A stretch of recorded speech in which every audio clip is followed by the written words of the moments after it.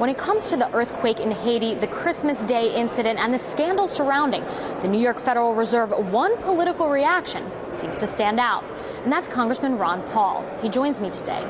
Dr. Paul, thank you so much for being here. So, of course, the top story is the devastating earthquake in Haiti. Do you think that the United States is doing enough in terms of monetary support, in terms of rescue efforts?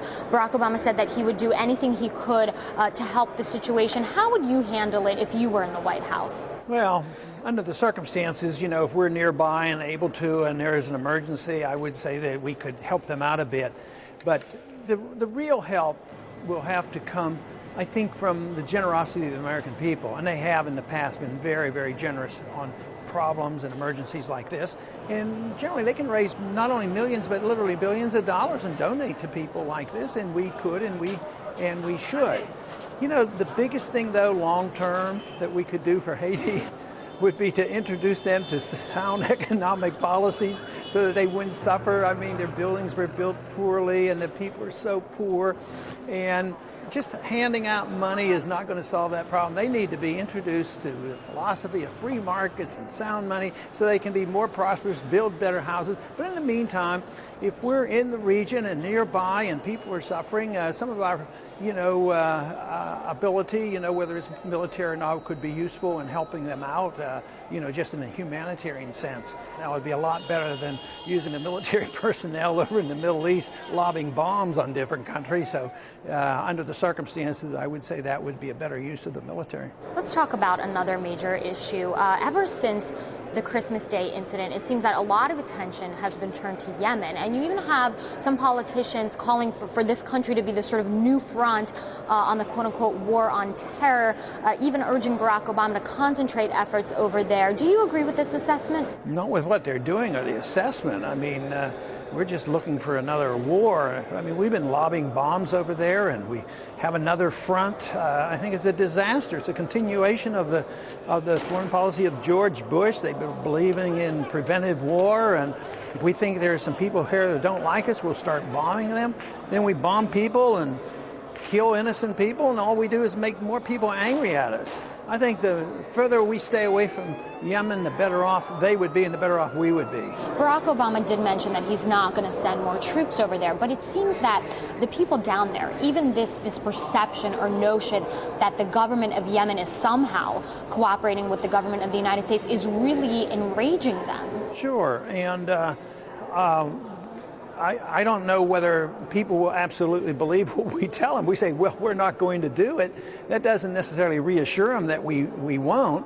And dropping a bomb from out of the sky is every bit as bad as sending on troops. As a matter of fact, it might even make them angrier. The fact that, they do it without any chance to have any retaliation, that these bombs and missiles can come flying in supposedly only to kill bad people.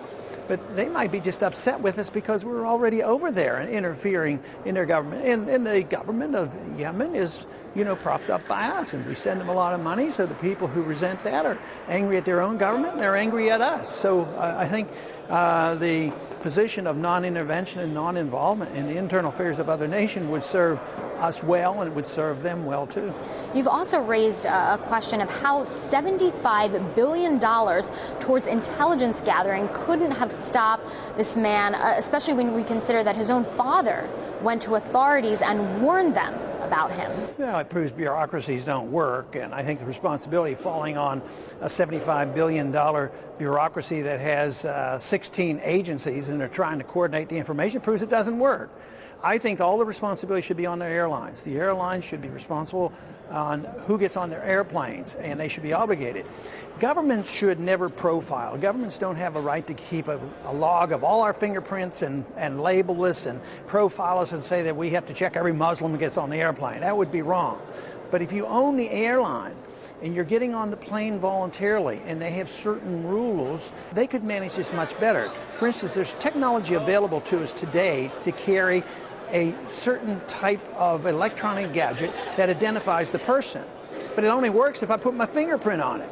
But the airline registers the gadget. And we could work that out so all citizens could have one to get on the airlines, and no records would be kept. They could just prove that you are a citizen, a frequent flyer, you're not a threat to your country, and those lines would move quickly. The airlines then might choose to say, well, if you're a non-citizen, you just came in from such and such country, if we want to look at you more carefully, they have every right to. It wouldn't be mandated by government. It would be then a voluntary contract between the person flying on the airplane and the airline company. Well, speaking of technology, one of the other consequences of this terror scare is that now the government is looking to buy all these new machines, all this new equipment, something like $150,000 each for one of these body scanners. And then you have British officials saying, well, they're not even proven to work. So is this really what it takes? All of these new rules that say, oh, you can't go to the bathroom an hour before the plane lands and things like that. What is that all for then? Just to make us obedient servants of the state, to teach us that they are in charge of us and tell us what to do, and we're robots and we're supposed to obey them. That full body scanner actually is probably dangerous to us medically. It does have some X-ray involved. What it isn't dangerous to is the company that makes them, who happens to be Chernoff, who used to be Homeland Department Security, and he's promoting this left and right all over the media. So, I mean, how cynical can we get? So, no, that isn't going to help at all. And you wouldn't need that if you were going to look at what I'm suggesting. You wouldn't be taking elderly women and little kids and people in wheelchairs who are American citizens who can prove who they are with a mere fingerprint on a gadget that the airlines would accept. We would need none of that, except in a rare circumstance you would have to have closer surveillance of individuals that might have a suspicious record, or the airlines decided they want to check you out. But the whole thing is 80 or 90% of the people traveling in this country wouldn't have to throw away their toothpaste, and they wouldn't have to take their belts off, and they wouldn't have to take their shoes off. In 1 month you put your computer in your briefcase, then you have to put it in the tray, then you put your shoes in the tray, now you put them on the belt. It's all just conditioning us to be obedient to the almighty state, and I think it's a bad sign for us. The greatest threat to a government are the people who think for themselves. And if you can condition people to every day, all day, depend on the government to do their thinking for them, then they become more obedient. So if we depend on the government to protect us from our food and all our habits and tell us how much salt we can have and whether we're allowed to gamble and all, the government owns us. Instead of you owning yourself, the government owns you, and that would be very, very dangerous. So all of this activity with the federal government regulating our every economic and personal habit is very, very dangerous. It's not that individuals can be perfect, it's just that governments are always imperfect. They always make mistakes, and when they do them, they're very, very painful, and they hurt every one of us. Let's shift gears and talk about another controversy. AIG, the New York Federal Reserve, lawmakers are now demanding the release of certain documents that could show whether or not the New York Fed pressured AIG into not revealing certain documents, certain payments to the banks. And of course, the real scandal here is that Timothy Geithner, who is now Secretary of the Treasury, was head of the New York Fed at this time.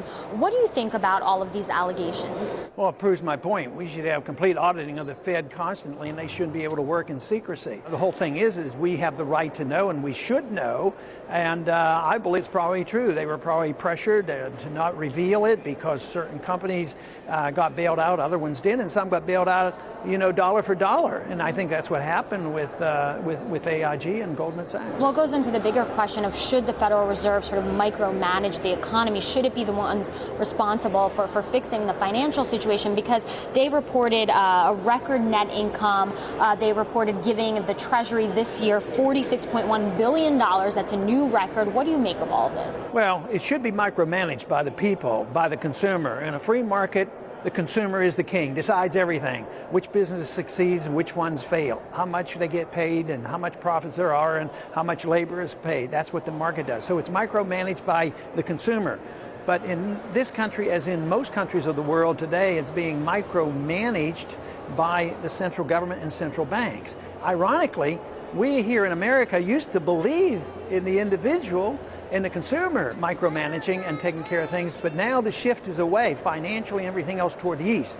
For instance, China happens to be rewarding people who work hard and save money, and they're getting to be in the driver's seat. They're our banker and all. So it's an amazing shift that's happened in my lifetime in the last several decades away from our traditional values and shifting over where communist nations once, wanted